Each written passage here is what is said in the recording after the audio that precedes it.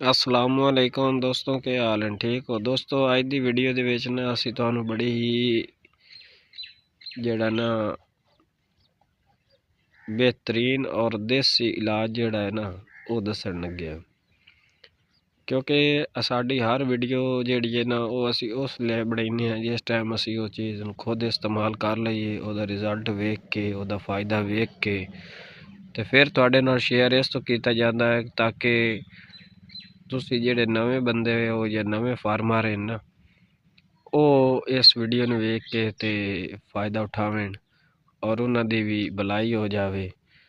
ਦੋਸਤੋ, ਦੇਸੀ ਇਲਾਜ ਇਹ ਹੈ ਕਿ ਜਿਹੜੀਆਂ ਬੱਕਰੀਆਂ ਨੂੰ ਸਾੜੂ ਹੁੰਦਾ ਨਾ, ਸਾੜੂ ਸਾਡੇ ਇਲਾਕੇ ਦੀ ਜ਼ਬਾਨ ਵਿੱਚ ਉਸ ਨੂੰ ਅੰਗਿਆਰੀ ਆਖਿਆ ਜਾਂਦਾ ਔਰ ਬਾਜ਼ ਲੋਕ ਸਾੜੂ ਵੀ ਬੋਲਦੇ ਨੇ, ਜ਼ਿਆਦਾਤਰ ਅੰਗਿਆਰੀ ਬੋਲਿਆ ਜਾਂਦਾ। ਇਹ ਚੀਜ਼ ਹੁੰਦੀ ਕਿਉਂ ਹੈ ਤੇ ਇਸ ਚੀਜ਼ ਦਾ ਇਲਾਜ ਕੀ ਹੈ, ਇਹਦੇ ਤੁਹਾਨੂੰ ਅਸੀਂ ਅੱਜ ਨੁਸਖਾ ਦੱਸਣ ਲੱਗੇ ਹਾਂ। ਦੋਸਤੋ, पहली गल तो यह जी अंगियारी है या ये साड़ू है, यदी ज़्यादा अलामत है वाईबादी। तो वाईबादी दे विच तुसी कोई मसाला मसूला इन्होंने इस्तेमाल करवाओ, चाहे तुसी यानी कि खुश्क मसाला या तुसी सब्ज़ मसाला जिमें तुहानू बेहतरीन लगे, हफ्ते च 1-2 बारी इन्हों लाजमी इस्तेमाल करवाओ। वाईबादी तो भी ये मसला आ रही है और ये मसला खुश्की तो भी आ रही है। जेड़े जानवरों खुश्की होंदी है ना, चाहे वो छोटा है या वड्डा है, चाहे वो भेड़ बकरी माई गां है, जिन्होंने कभी आयल नहीं दिता, कभी घी नहीं दिता, कभी तार चीज़ नहीं दिती गई, जिन्हों के अंदर खुश्की है ना, अक्सर ज़्यादातर बकरियां दे विच इस होंदा है कि थान छोटा वड्डा हो जाता है, सिर्फ वो खुश्क दी अलामत है। उस दे नाल तुसी इन्हों जेड़ा ना ये चीज़ नोट रखनी है। तुसी जदों भी अपने फार्म ते आओ, हर जानवर नू वेखना है कि वो चारा किस तरह खांदा है, कम खांदा है या ज़्यादा खांदा है। दूसरी चीज़, वो पानी पी रही है या नहीं पी रहा। मुसलसल अगर वो नहीं पानी पी रही है तो उसनू पानी जेड़ा है खुराक नू हजम करता है। और पानी ना पीवना, चाहे वो गोश्त वाला जानवर है, चाहे वो दूध वाला है, या चाहे जिस लिहाज नाल भी है, वो जानवर थोड़ा कमज़ोर होना शुरू हो जाए। पानी बहुत ही ज़रूरी है। इंसान नू भी पानी दी कमी अगर हो जाती है या वो पानी नहीं पींदा तो इंसान दे अंदर भी ये खुश्की आ जाती, क्योंकि पानी पीना बहुत ही फ़ायदा है और इसका लाजमी इस्तेमाल कराओ। अगर तुहाडा कोई जानवर पानी नहीं पी रहा, तुसी उन्हें बोतल या सिरेंज दे नाल पानी दिओ, ताकि 1 किलो पानी एक दिन नहीं तो कम अज़ कम दिओ। अगर गर्मी का मौसम है, वो तरह तरह के तरीके हैं। दुध दे या दुध बना के आटे दे जड़ा आटा मिलता है उस या शक्कर गुड़ नू शीरा वगैरह बना के वो तुसी पिलाई सो तो जानवर पी जासी गर्मी के अंदर। लेकिन सर्दी के अंदर जानवर पानी पीना बहुत ही मुश्किल होता है, जिसकी वजह तो तुसी पानी के अंदर नमक भी शामिल करो, उस तो बाद वो अंदर मिठा सोडा शामिल करो।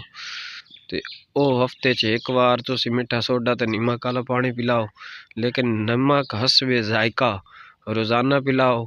नमकियात दी भी कमी होंदी है और पानी दी भी इन्हों कमी होंदी है, जिसकी वजह तो जानवर कमज़ोर होना शुरू हो जाता है। चाहे वो बच्चे देवन वाला है, चाहे वो गोश्त वाला है, या चाहे जिस लिहाज नाल भी। तो और इसका हुण तुहानू हल और तरीका दसने हैं कि इसका बेहतरीन हल और आसान जो नुस्खा है। 1 चटाकी काली मिर्चां दी लैनी है, वो तुसी मिर्चां ही कुट लैनियां। देसी जेड़ा थूम है, लहसन, वो भी कुट लेना है और 2 चमचियां घी दी लैनियां, 2 चमचियां लहसन दी लैनियां ते 1 चमची विच काली मिर्चां दी पाउणी। ये त्रेइयां चीज़ां नू कुट के ना दोवां नू ते घी दे अंदर शामिल करके वो तुसी खवा देवना। 2 तो 3 दिन खवाई सो ताड़ा साड़ू अंगियारी सब चीज़ां खत्म। और उस बाद जेड़ा है दूसरा हल एदा ਇਹਦਾ ਹੱਲ ਇਹ ਹੈ ਬਿਹਤਰੀਨ ਜਿਹੜਾ ਵੀ ਤੁਸੀਂ ਆਪਣੇ ਜਾਨਵਰ ਨੂੰ ਇਹ ਚੀਜ਼ਾਂ ਇਸਤੇਮਾਲ ਕਰਵਾ ਲਈਆਂ ਨਾ। ਮੇਥਰੇ ਲੈ ਲੈਣੇ, ਪਾਈਆ ਸਾਰਾ ਲੈ ਲਓ, ਅੱਧਾ ਕਿਲੋ ਲੈ ਲਓ। ਇਹ ਸਰਦੀਆਂ ਦੇ ਵਿੱਚ ਇਹ ਚੀਜ਼ ਇਸਤੇਮਾਲ ਕਰਨੀ। ਤੇ ਜਿਹੜਾ ਤੁਸੀਂ ਉਹ ਮੈਂ ਪਹਿਲੇ ਤੁਹਾਨੂੰ ਦੱਸਿਆ ਨਾ ਕਾਲੀ ਮਿਰਚ, ਉਹਦੇ ਵਿੱਚ ਤੁਸੀਂ ਲਾਲ ਮਿਰਚ ਵੀ ਪਾ ਸਕਦੇ ਹੋ, ਲੇਕਿਨ ਉਹ ਡੰਡੀ ਵਾਲੀ ਪਾ ਸਕਦੇ ਹੋ। ਦੜਾ ਮਿਰਚ ਜਿਹੜੀ ਹੁੰਦੀ ਨਾ ਥੋੜੀ ਵੀ, ਔਰ ਥੋੜਾ ਜਿਹੜੀ ਨਾ ਡੱਡਲ ਮਿਰਚ ਹੁੰਦੀ ਉਹ ਇਸਤੇਮਾਲ ਕਰ ਸਕਦੇ ਹੋ। ਉਸ ਤੋਂ ਬਾਅਦ ਤੁਸੀਂ ਮੇਥਰੇ ਅੱਧਾ ਕਿਲੋ ਪਾਈਆ ਲੈ ਲਓ। ਉਹਨਾਂ ਪਾਈਏ ਦੀ ਤੁਸੀਂ 3 ਖੁਰਾਕਾਂ ਕਰਨੀਆਂ। ਹਰ ਵਕਤ ਸ਼ਾਮ ਨੂੰ ਜਿਸਲੇ ਜਾਨਵਰ ਖਾ ਪੀ ਲੈ, ਇਹ ਦੋਵੇਂ ਚੀਜ਼ਾਂ ਇਸਤੇਮਾਲ ਕਰਾਓ। अगर तुसी घी दे रहे हो तो फिर मेथरे नहीं देने, अगर मेथरे दे रहे हो तो फिर घी नहीं देना। एक टाइम ते एक चीज़ इस्तेमाल करनी। मेथरे के अंदर तुसी काली मिर्चां दी चमची अद्धी पा दियो, कोई 10-12 मिर्चां 15 होवे, वो तुसी चूड़ी भर के पा दियो, वो खिला दियो। ताड़ा जानवर दा बिल्कुल अंगियारी और साड़ू वाला मसला है रासी ना।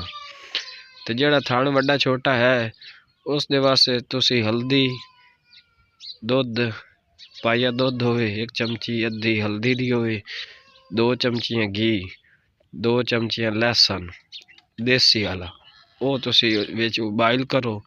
बॉयल करा के ओदे विच भी तुसी 5-4 कालियां मिर्चां पा लो। वो तुसी इस्तेमाल आखिरी महीने दे विच कराई रखो। ताड़ा जानवर बिल्कुल थाने भी बराबर कर जासी और ओदी खुश्की भी खत्म हो जासी। ये तुसी हफ्ते 2 दफ़ा भी दियो ना।